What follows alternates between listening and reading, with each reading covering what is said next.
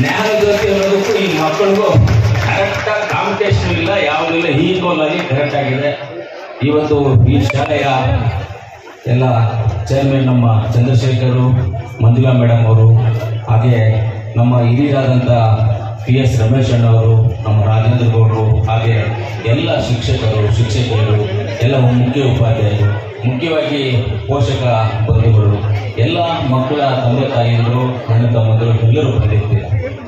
ಆದರೆ ಮಕ್ಕಳು ಶಾಲೆಯಲ್ಲಿ ಓದುವಾಗ ಅವರೆಲ್ಲ ಸ್ನೇಹಿತರಾಗ್ತಾರೆ, ಎಲ್ಲ ಒಂದಾಗಿ ಮಾತಾಡ್ಕೊಳ್ತಾರೆ. ಆದರೆ ಪೋಷಕರು ಒಂದಾಗೋದಕ್ಕೆ ಚಾನ್ಸಸ್ ಕಮ್ಮಿ, ಎಲ್ಲೆಲ್ಲೋ ಇರ್ತಾರೆ ಅವರು. ಆದರೆ ಈ ಥರ ಒಂದು ಕಲ್ಚರಲ್ ಪ್ರೋಗ್ರಾಮ್ ಶಾಲೆಯ ವಾರ್ಷಿಕೋತ್ಸವದಲ್ಲಿ ನೀವೆಲ್ಲರೂ ಇಲ್ಲಿ ಬಂದಾಗ ಎಲ್ಲರೂ ಒಬ್ಬರೊಬ್ಬರನ್ನ ನೋಡ್ಕೋಬೋದು. ನಮ್ಮ ಮಗಳು ನಿಮ್ಮ ಮಗಳ ಜೊತೆ ಡ್ಯಾನ್ಸ್ ಆಡಿದ್ರು, ನನ್ನ ಮಗ ನಿಮ್ಮ ಮಗಳ ಜೊತೆ ಡ್ಯಾನ್ಸ್ ಆಡಿದ್ರು ಅಂತ ಒಂದು ಫ್ರೆಂಡ್ಶಿಪ್ ಬಾಂಧವ್ಯ ಅನ್ನೋದು ಮೇಲೆ ಬರುತ್ತೆ. ಆದರೆ ಮೊನ್ನೆ ಒಂದ್ಸಲಿ ನಾನು ಮಾತಾಡ್ಬೇಕಂದ್ರೆ ಹಿಂದೆ ಎಲ್ಲೋ ನಮ್ಮ ಕೋಲಾರ ಜಿಲ್ಲೆಯ ಬಗ್ಗೆ, ಮುಳಬಾಗಿಲು ತಾಲೂಕು ಬಗ್ಗೆ ಮಾತಾಡ್ಬೇಕಂದ್ರೆ ಕೆಲವರ ಹತ್ರ ಚಾಲೆಂಜ್ ಮಾಡಿದೆ ನಾನು. ಏನಂದ್ರೆ ನಮ್ಮ ಮುಳಬಾಗಿಲು ಕೋಲಾರ ಜಿಲ್ಲೆ ಅಂದ್ರೆ ಅಷ್ಟೇನು ಈಸಿ ಅಲ್ಲಪ್ಪ. ಇವತ್ತು ಕೋಲಾರ ಜಿಲ್ಲೆ ಅಂತ ಹೇಳಿದ್ರೆ ನಾವು ಇಡೀ ಭಾರತ ದೇಶಕ್ಕೆಲ್ಲ ಇಡೀ ನಮ್ಮ ಪ್ರಪಂಚಕ್ಕೆ ನಾವು ಗೋಲ್ಡ್ ಕೊಟ್ಟಿರುವಂತ ಒಂದು ಜಿಲ್ಲೆ. ಇವತ್ತು ಹಾಲು, ಸಿಲ್ಕು ಎಲ್ಲವನ್ನು ಕೊಟ್ಟಿರುವಂತ ಒಂದು ಜಿಲ್ಲೆ. ಈಗಲೂ ಕೊಡ್ತಾನೂ ಇದ್ದೀವಿ ಆದರೆ ನಮ್ಮ ತಾಲೂಕು, ನಮ್ಮ ಜಿಲ್ಲೆಯಲ್ಲಿ ಅತಿ ಬುದ್ಧಿವಂತರಿದ್ದಾರೆ. IAS ಆಫೀಸರ್ಸು, IPS ಆಫೀಸರ್ಸು, ಆಮೇಲೆ KS ಆಫೀಸರ್ಸು, ಒಳ್ಳೆ ರಾಜಕಾರಣಿಗಳ ಈ ರಾಜ್ಯಕ್ಕಲ್ಲ, ಈ ಜಿಲ್ಲೆಗಲ್ಲ, ಇಡೀ ನಮ್ಮ ಭಾರತ ದೇಶಕ್ಕೆ MV ಕೃಷ್ಣಪ್ಪ ಅಂತ ಅವರನ್ನ ಕೊಟ್ಟಿರುವಂತ ಒಂದು ತಾಲೂಕು, ಕೊಟ್ಟಿರುವಂತ ಒಂದು ಜಿಲ್ಲೆ. ಕರ್ನಾಟಕಕ್ಕೆ ಮೊದಲಿಗೆ ಮುಖ್ಯಮಂತ್ರಿ ಕೊಟ್ಟಿರುವಂತ KC ರೆಡ್ಡಿ ಕೊಟ್ಟಿರುವಂತ ಒಂದು ಜಿಲ್ಲೆಯಪ್ಪ ಇದು. ಎಷ್ಟೋ ಜನ ನಮ್ಮ ರಾಜ್ಯದಲ್ಲಿ ಭಾರತ ರತ್ನ ತಗೊಂಡಿರೋರು ನಮ್ಮ ಕೋಲಾರ ಜಿಲ್ಲೆಯವರೇ ಇರ್ತಾರೆ, ಬೇರೆಯವರು ಯಾರು ತಗೊಂಡಿಲ್ಲ. ಆ ರೀತಿಯಲ್ಲಿ ಕೋಲಾರ ಜಿಲ್ಲೆ ಅಂತ ಹೇಳಿದ್ರೆ ತುಂಬಾ ಅಂತ. ಆದ್ರೆ ಈಗ ಈ ಮಕ್ಕಳನ್ನು ನೋಡ್ತಾ ಇದ್ರೆ ಅವತ್ತು ಅವ್ರ ಹತ್ರ ಧೈರ್ಯ ಮಾತಾಡದೇ ಇಲ್ಲ. ಕೇಳ್ಬೇಡಿ, ನಮ್ಮ ಜಿಲ್ಲೆ ಅಂದ್ರೆ ಈ ತರ ಪವರ್ಫುಲ್ ನಾವು ಮಾತಾಡದೇ ಇಲ್ಲ. ಈ ಮಕ್ಕಳು ಇವತ್ತು ಅದನ್ನು ಪ್ರೂವ್ ಮಾಡಿದ್ರು. ಒಬ್ಬರು ಮೀರಿ ಒಬ್ಬರು ಇವ್ರನ್ನ ನಾವು ಯಾರು ಸೋತ್ತಾರೆ, ಯಾರು ನೀವು ಡಿಸೈಡ್ ಮಾಡಂಗೇ ಇಲ್ಲ. ಎಲ್ಲ ಈಕ್ವಲ್ ಆಗಿ ಮಾಡಿದ್ದಾರೆ. ಜಡ್ಜಸ್ ಸ್ವಲ್ಪ ತಲೆ ಕೇಳ್ಬೋದು, ಇದರಲ್ಲಿ ಏನಪ್ಪ ಹೆಂಗಪ್ಪ ಇದು ಡಿಸೈಡ್ ಮಾಡೋದು ಅಂತ. ಆ ರೀತಿ ಪರ್ಫಾರ್ಮೆನ್ಸ್ ಮಾಡಿದ್ದಾರೆ. ಅಂದ್ರೆ ದೊಡ್ಡವರು ಹೇಳ್ತಾರೆ, ವಿದ್ಯೆ ಅನ್ನೋದು ತುಂಬಾ ಇಂಪಾರ್ಟೆಂಟ್. ವಿದ್ಯೆ ಎಷ್ಟು ಇಂಪಾರ್ಟೆಂಟ್, ಬುದ್ಧಿ ಅನ್ನೋದು ಅಷ್ಟೇ ಇಂಪಾರ್ಟೆಂಟ್ ಆಗಿರುತ್ತೆ. ವಿದ್ಯೆ ಜೊತೆಗೆ ಬುದ್ಧಿ ಇರಬೇಕು, ಬುದ್ಧಿ ಜೊತೆಗೆ ವಿದ್ಯೆ ಇರಬೇಕು. ಎರಡೂ ಮಿಕ್ಸ್ ಆದಾಗೆ ಅವರೆಲ್ಲರೂ ಮುಂದಕ್ಕೆ ಹೋಗೋದಕ್ಕೆ ಚಾನ್ಸಸ್ ಇರುತ್ತೆ. ಆದರೆ ಇವತ್ತು ನಾವೆಲ್ಲ ತಿಳ್ಕೊಳ್ತೀವಿ, ಅವತ್ತು ನಾವು ಓದುವಂಥ ಸಂದರ್ಭದಲ್ಲಿ ನಮಗೆ TV ಇಲ್ಲ, ಫೋನ್ ಇಲ್ಲ, ನಾವು ಬೇರೆ ಏನೂ ಇಲ್ಲ. ಫಿಲಮ್ ಥಿಯೇಟರ್ಸು ಮುಳಬಾಗಿಲಲ್ಲಿದ್ದು ನಾವು ನೋಡೋಕ್ಕಾಗ್ತಾ ಇರಲಿಲ್ಲ. ನಾವೆಲ್ಲ ತುಂಬ ಕಷ್ಟಪಟ್ಟು ಓದಿದ್ದೀವಿ. ಆವತ್ತು ನಾನು ಹೇಳ್ತಾ ಇರೋದು 94, 95 ನಂದು SLC ನಾನು ಆಗಿದ್ದು 94, 95. ಆ ಟೈಮಲ್ಲಿ SLC ಓದಿದವರು ಇವತ್ತು 2-3 ಡಿಗ್ರಿ ಮಾಡಿರ್ಬೇಕು ಅನ್ಸುತ್ತೆ. ಅಷ್ಟು ಬುದ್ಧಿವಂತರಾಗಬೇಕು. ಅವತ್ತು SLCನಲ್ಲಿ ಓದಿರೋರು 2-3 ಡಿಗ್ರಿ ಮಾಡಬೇಕು.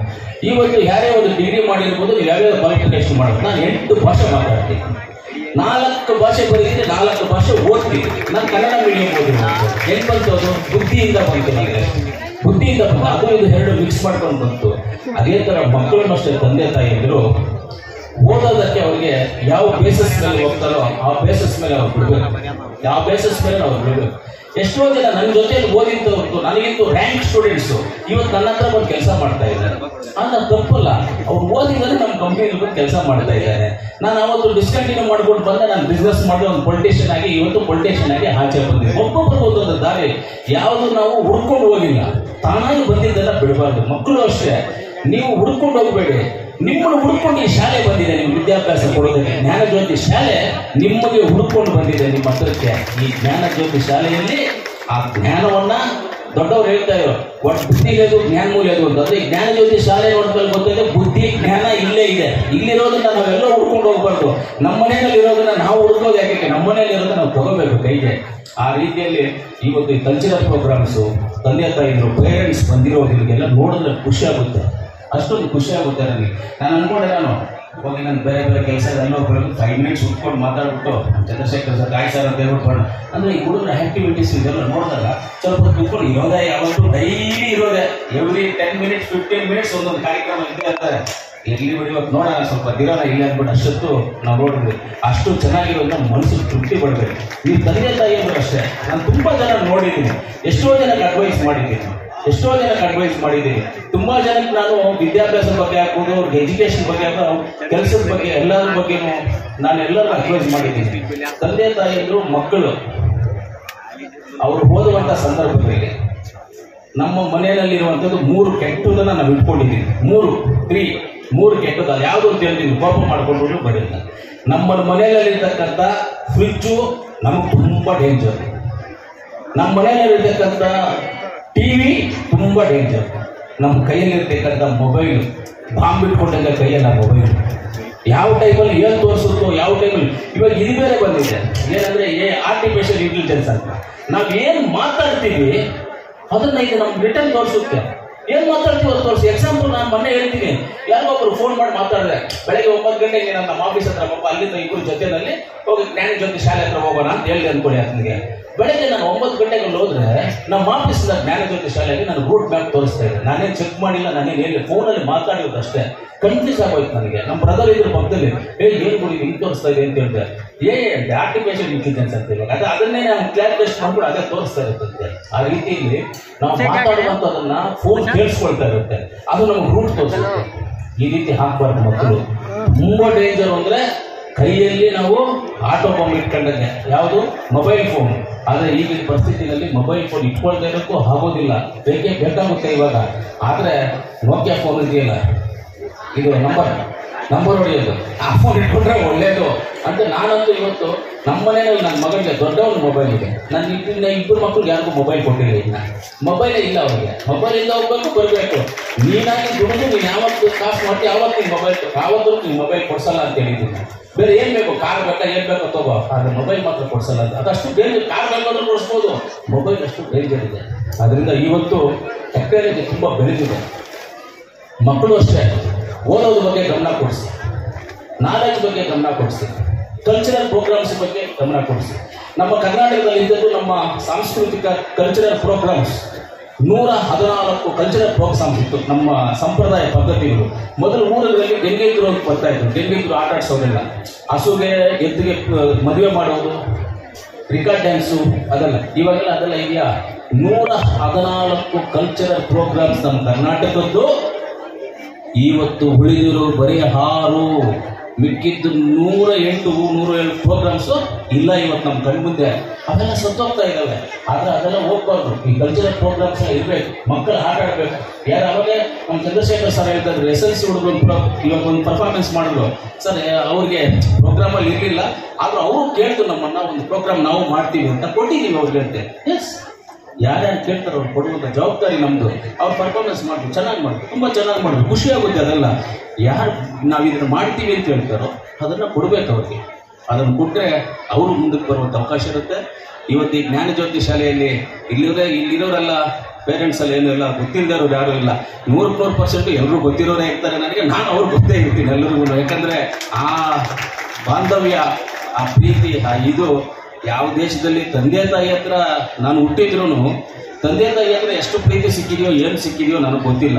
ಜ್ಞಾಪಕನೂ ಇಲ್ಲ, ನನಗೆ ಜ್ಞಾಪಕನೂ ಇಲ್ಲ.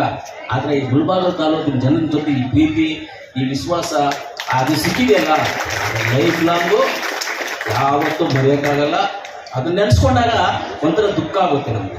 ಏನಂದ್ರೆ ನಮ್ಮ ಮುಳ್ಬಾಗಿಲು ಜನ ಇವತ್ತು ನಾನು ಕೋಲಾರ. ಇವಾಗ ಏನಾಗಿದೆ, ಕೋಲಾರ ಮುಳ್ಬಾಗಿಲು ಎರಡು ಕಣ್ಣಾಗೋಗ್ಬಿಟ್ಟಿದೆ. ನಮಗೆ 2 ಕಣ್ಣು ಬೇಕು, ಯಾವ ಕಣ್ಣು ಬಿಡಂಗಿಲ್ಲ.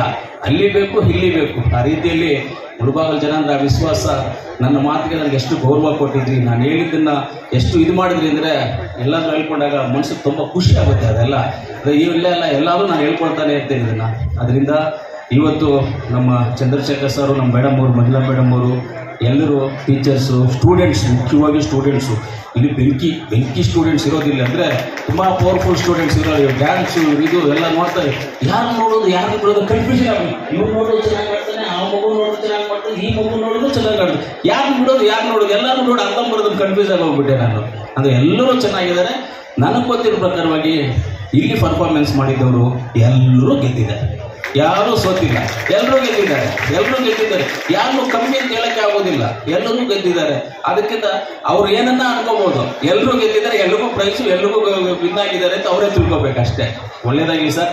ಸ್ಟೂಡೆಂಟ್ಸ್ ಅಂದರೆ ಜನ್ಮ ಕೊಟ್ಟಿದ್ದ ತಂದೆ ತಾಯಿ, ವಿದ್ಯೆ ಕೊಟ್ಟಿದ್ದ ಗುರುಗಳನ್ನು ಯಾವತ್ತೂ ನಾವು ಮರಿಬಾರ್ದು. ಇವತ್ತು ನಾನು ನನ್ನ ಗುರುಗಳಾದಂಥ ಬಿ ಟಿ ಕೃಷ್ಣಪ್ಪನವರು ನಮ್ಮ ಹಣ್ಣಳ್ಳಿನಲ್ಲಿ ಇವತ್ತು ಇದ್ದಾರೆ. ಬಿ ಟಿ ಕೃಷ್ಣಪ್ಪನವರು ನಮ್ಮ ಬೈರ್ಪುರ ಶಾಲೆಯಲ್ಲಿ ಇವತ್ತು ಮೇಸ್ಟರ್ಸ್ ಕೆಲವೊಂದಿಲ್ಲ. ನಮ್ಮ ಎಂ ಬಿ ಮೇಸ್ಟ್ರು ಮೊಹಮ್ಮದ್ ಬಶೀರ್ ಮೇಸ್ಟ್ರು, SN ಮೇಸ್ಟ್ರು, KME, NV, NGS, BN, ಈಗ TRR ಮಾಸ್ಟರ್ ಇದ್ದಾರೆ. ಅವ್ರು TRR ಮಾಸ್ಟರ್ ಇದ್ದಾರೆ. ಈಗಲೂ TRR ಮಾಸ್ಟ್ರು ಇವರೆಲ್ಲ ನಮ್ಮ ಗುರುಗಳು. ಅವರೆಲ್ಲ ನಾವು ಅವಾಗ ನೆನೆಸ್ಕೊಳ್ತಾ ಇರ್ತೀವಿ. ಅವ್ರು ಹೇಳಿದ ಬುದ್ಧಿನೇ ಇವತ್ತು ನಾವು ಇಲ್ಲಿವರೆಗೂ ಬರಬೇಕಂದ್ರೆ, ಅವ್ರು ಹೇಳಿದ ಜ್ಞಾನ, ಬುದ್ಧಿ, ತಿಳುವಳಿಕೆ ನಮಗೆ ಇವತ್ತು ಇಲ್ಲಿವರೆಗೂ ಬಂದಿದ್ದೀವಿ. ನಾವು ಮುಂದಕ್ಕೂ ಅವ್ರು ಹೇಳಿರೋ ಬುದ್ಧಿ ಜ್ಞಾನವನ್ನು ಇನ್ನು 30% ನಾವೆಲ್ಲ ಯೂಸ್ ಮಾಡಿರೋದು ನಮ್ಮ ಅಲ್ಲಿ ತಲೆನಲ್ಲಿ. ಇನ್ನು 70% ನಮ್ಮ ತಲೆನಲ್ಲಿದೆ. ಅದನ್ನು ಒಂದೊಂದು ದಿವಸಕ್ಕೆ ಸ್ವಲ್ಪ ತಗೊಂಡು ಮುಂದಕ್ಕೆ ಹೋಗ್ತಾ ಇರ್ತೀವಿ. ನಿಮ್ಮ ಜ್ಞಾನಜ್ಯೋತಿ ಶಾಲೆ ಇವತ್ತು 1,000 ಜನ ಮಕ್ಕಳು ಇಲ್ಲಿ ವಿದ್ಯಾಭ್ಯಾಸ ಮಾಡ್ತಾ ಇದ್ದಾರೆ. ಆ ಮಕ್ಕಳಿಗೆ ಎಲ್ಲರಿಗೂ ಇವತ್ತು ಟೀಚರ್ಸ್ಗೂ ಅಷ್ಟೇ, ಆ ಮಕ್ಕಳಿಗೆ ಒಳ್ಳೆ ವಿದ್ಯಾಭ್ಯಾಸವನ್ನು ಕೊಡಿ. ಇವತ್ತು ಟೀಚರ್ಸ್, ನೀವು ಟೀಚರ್ಗಳಾಗಿ ಇಲ್ಲಿ ಕೆಲಸ ಮಾಡ್ತೀರಾ, ಆದರೆ ಆ ಮಕ್ಕಳಿಗೆ ವಿದ್ಯೆ ಕೊಡ್ತೀರಾ. ಆದರೆ ನಿಮ್ಮ ಹತ್ರ ಓದಿರುವಂಥ ಮಕ್ಕಳು doctors, engineers, IAS, IPS, KAS ಆಗ್ಬೋದು, ಸರ್ಕಾರಿ employee, revenue inspector, revenue secretary, PDOs ಎಲ್ಲ ಸರ್ಕಾರದ ಕೆಲಸಗಳು, ಪ್ರೈವೇಟು, ಸಾಫ್ಟ್ವೇರು ಎಲ್ಲದರಲ್ಲೂ ಹೋಗ್ತಾರೆ. ಹೋದಾಗ ಯಾವ ಶಾಲೆಯಲ್ಲಿ ಹೋದಪ್ಪ, ಯಾವ ಮುಳ್ಬಾಗ್ಲು, ಯಾವ ಶಾಲೆ, ಜ್ಞಾನಜ್ಯೋತಿ ಶಾಲೆ, ಯಾವ ಶಾಲೆ, DV ಗುಂಡಪ್ಪನವ್ರ ಶಾಲೆ, ಹಿಂಗೆ ಹೇಳ್ಕೊಂಡು ಹೋಗ್ತಾರಲ್ಲ. ಆ ಗುರುಗಳಿಗೆ ಎಷ್ಟು ಗೌರವ ಇರುತ್ತೆ. ನಮ್ಮ ಶಾಲೆಯ ಹೆಸರು ಇವತ್ತು ನಮ್ಮ ಗುರುಗಳು BT ಕೃಷ್ಣಪ್ಪನವ್ರು ನನಗೆ ದೇವರವರು, ಎಲ್ಲಾದರೂ ಕಾಣಿಸಿದವ್ರು ಕಾಲು ನಮಸ್ಕಾರ ಆಗ್ತೀನಿ ನಾನು ಅವ್ರಿಗೆ. ನಮ್ಮ ದೇವರವರು BT ಕೃಷ್ಣಪ್ಪನ ಇವತ್ತು ನೆನೆಸ್ಕೊಳ್ತೀವಿ. ಯಾಕಂದ್ರೆ ಅವತ್ತು ಅವ್ರು ಹೇಳ್ಕೊಟ್ಟಿದ್ದು ಬುದ್ಧಿ. ಮಕ್ಕಳಿಗೆ ಒಳ್ಳೆ ವಿದ್ಯಾಭ್ಯಾಸವನ್ನು ಕೊಡ್ತಾ ಇದ್ದೀರಾ, ಸಂತೋಷ. ಮಕ್ಕಳು ವಿದ್ಯಾಭ್ಯಾಸವನ್ನು ಸ್ವೀಕಾರ ಮಾಡಲಿ. ತಂದೆ ತಾಯಿಯಂದರು ಮಕ್ಕಳಿಗೆ ಒಳ್ಳೆ ವಿದ್ಯಾಭ್ಯಾಸಕ್ಕೆ ಕೊಡಿಸೋದಕ್ಕೆ ಮ್ಯಾಕ್ಸಿಮಮ್ ಆಗಿ ನೀವು ಪ್ರಯತ್ನ ಮಾಡಿ. ಅದರ ಮೇಲೆ ದೇವ್ರ ಇಚ್ಛೆ, ಗುರುಗಳ ಇಚ್ಛೆ ಅಂತ ಹೇಳ್ತಾ, ಇವತ್ತು ನಾನೊಂದು ಮದುವೆ ಇತ್ತು, ಚಿಕ್ಕಮಂಗ್ಳೂರಿಗೆ ಹೋಗ್ಬೇಕು ಮದುವೆಗೆ. ಆದರೂ ಪರವಾಗಿಲ್ಲ, ನಿಧಾನ ಆದರೂ ಹೋಗ್ತೀವಿ. ನಮ್ಗೆ ಅಭ್ಯಾಸ ತಾನೇ ಓಡಾಡೋದು, ಇದು ಕಾಮನ್ ನಮಗೆಲ್ಲ. ಅದರಿಂದ ನಿಮ್ಮೆಲ್ಲರ ಮುಂದೆ ಮಾತಾಡಲಿಕ್ಕೆ ಅವಕಾಶ ಸಿಕ್ತು. ಜ್ಞಾನಜ್ಯೋತಿ ಶಾಲೆಯ ನಮ್ಮ ಚೇರ್ಮನ್ ಆದಂಥ ಚಂದ್ರಶೇಖರ್ ಅವರು, ಮಂಜುಳಾ ಮೇಡಮ್ ನನಗೆ ಅವಕಾಶ ಕೊಟ್ಟಿದ್ದಕ್ಕೆ ಧನ್ಯವಾದಗಳನ್ನು ತಿಳಿಸ್ತೀನಿ. ಪೇರೆಂಟ್ಸ್ಗೂ ನಾನು ಎಲ್ಲರಿಗೂ ಧನ್ಯವಾದಗಳನ್ನು ತಿಳಿಸಿ ನನ್ನ ಮಾತನ್ನು ಮುಗಿಸ್ತೀನಿ. ಜೈ ಹಿಂದ್, ಜೈ ಕರ್ನಾಟಕ. ಎಲ್ಲ ಪರ್ಫಾರ್ಮೆನ್ಸ್ ಮಾಡಿದ ಮಕ್ಕಳು ಎಲ್ಲರೂ ನಂಬರ್ 1.